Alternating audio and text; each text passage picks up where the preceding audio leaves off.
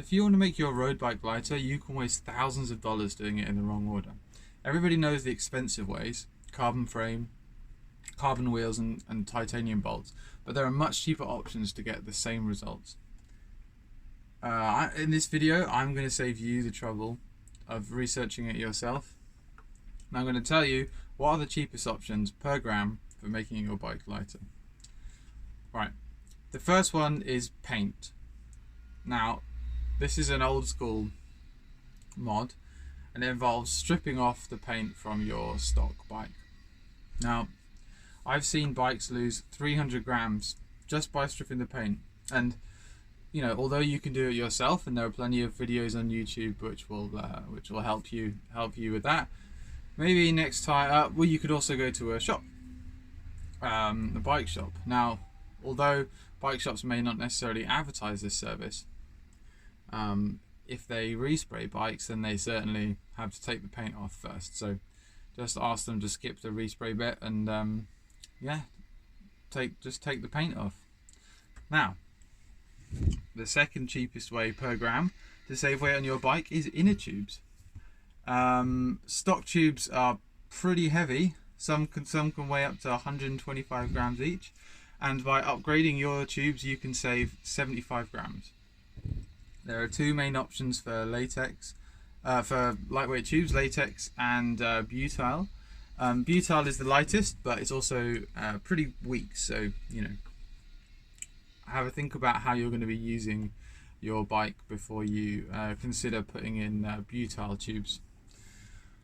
Next up is tires. Now, this is a big one.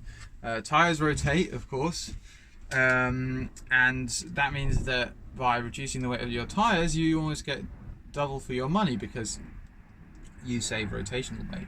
Rotational weight is, as every weight weenie knows, is better than static weight, because not only when you save grams on your rotational weight, you're actually reducing the amount of force it takes to get the wheels spinning, as well as to get the bike itself moving. So yeah, doubles your money. So yeah, tires are next. Next up is a surprising one: cable outers. Now, everybody changes their brake cables occasionally, or at least you should be, because they do wear out. So why not, when you're next changing your brake cables, upgrade your outers? Now, you know, it's going to cost you a little bit more. You can get braided cable outers. There are other options there, and they do cost about twice as much as the stock options, but yeah, it's well worth it, and this is a really cheap way to save weight on your road bike. Next up, next on the list is bottle cages. Yeah, obviously carrying bottles full of water is going to be heavy, and you can do things like reduce the size of your bottles, but upgrading your bottle cage is a really cheap way to save grams. Typical bottle cage weighs about 50 grams, and most riders carry two. So of course, one option to save weight is to fit just one bottle cage. But if you need two, then you can get hold of a pair of a bottle cage that weighs about $20.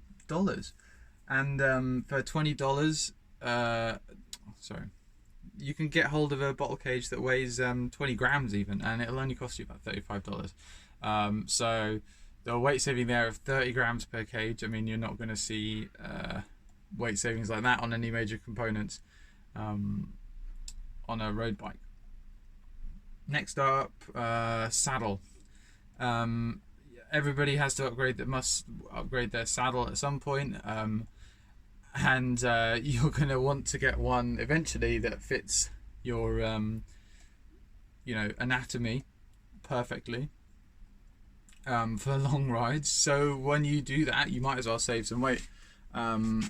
Typical stock saddle weighs about 250 grams, which you can easily get down to something like 100 grams for a couple of $100. If you've got a little bit more budget to spend, then you can get that down even more. Try it out before you buy. Obviously, the most important thing with a saddle is the ride rather than the weight, but just bear that in mind next time you're upgrading, because grams per dollar on a saddle is really good. So next we're starting to get into some of the more major and typical components that you would think of upgrading. So now that you've sort of picked the low-hanging fruit, we're looking at some kind of more expensive options. So wheels are the next one. You can make huge weight savings on wheels, and obviously you have the rotational force gains, which is great. A stock wheel set probably going to weigh around 2 kilos, and you can easily shave off 500 grams of that by going, middle tier. You don't have to spend a huge amount of money. Of course, you can pretty much spend whatever you want on wheels, and the more you spend, the lower the sort of dollar per gram saving you're gonna get. But as a side note, wheel sets are actually a really good place second hand is a really good option for sourcing wheel sets, because the market is thriving. People are buying new wheels all the time, and often people don't hold on for them too long.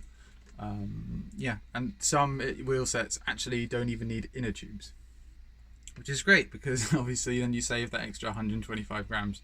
Look for UST if you're looking for an inner tubeless wheel set. Next up, something people don't really talk about too much: quick release skewers. Stock skewers weigh about as much as inner tubes, about 125 grams, which is a lot for a tiny little piece of metal. But if you looking for a lightweight one, you can actually find them at about 40 grams, which is 85 grams saving. Pretty good. Quite expensive, $150 for a decent set, but if you're starting to get into this territory, then you're going to be spending a lot on your upgrades, because you've picked a lot of the low-hanging fruit. To be honest, there's no real kind of aesthetic bonus to buying the skewers like there is with a lot of the other components, and I tend to like buying things that look cool, but if you're weight weaning, you just got to do some things. Next up is frames. Now obviously you can spend whatever you want on a frame. You could spend $10,000 if you want, and a lot of people think that if you're upgrading your frame, you might as well buy a new bike entirely, because you can get a discount on a bunch of other lightweight parts that come shipped as a package. And yeah, maybe that's right.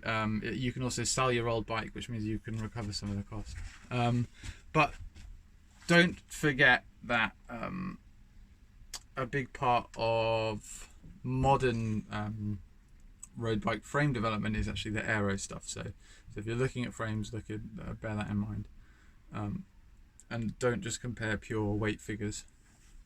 Right, so now we're getting into the real depths of weight weaning, and things are starting to get quite expensive. Seat posts. Yeah, you can upgrade you can get a carbon seat post.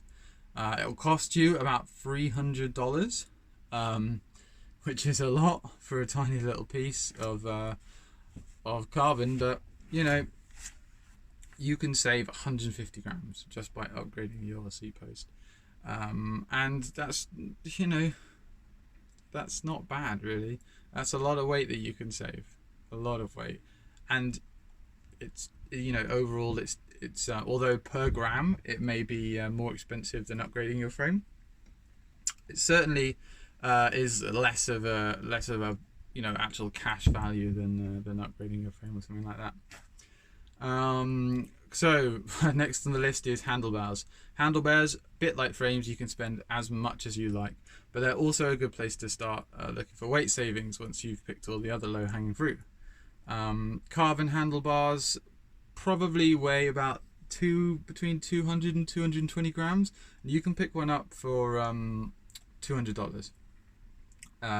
Some people actually even chop the ends off their handlebars, but I'm not sure that is particularly safe, and I'm pretty sure it nullifies their manufacturer's warranty if anything goes wrong. The final two sort of least cost-effective ways to saving weight on your bike are brakes and cassettes. Brakes, actually, you can save quite a lot of weight if you don't need the stopping power of your sort of big. Well, if you don't need extreme stopping power, then you can go for a lighter weight brake, and you can save a fair amount of weight there. Cassettes as well. You can save a fair amount of weight, but the high-end cassettes that actually are lightweight are extremely expensive. They're made of like expensive materials, and the design's expensive, and to be honest, should be one of the last places you're looking for savings, really. So for all these options, I actually calculated the cost per gram of each of these options, and even found a few ways that you can save weight on your bike for free. So all of this is covered at Weight HQ, and you can find a link in the description to this article, or just search Weight HQ ways to make your road bike lighter. I hope you enjoyed. Thanks.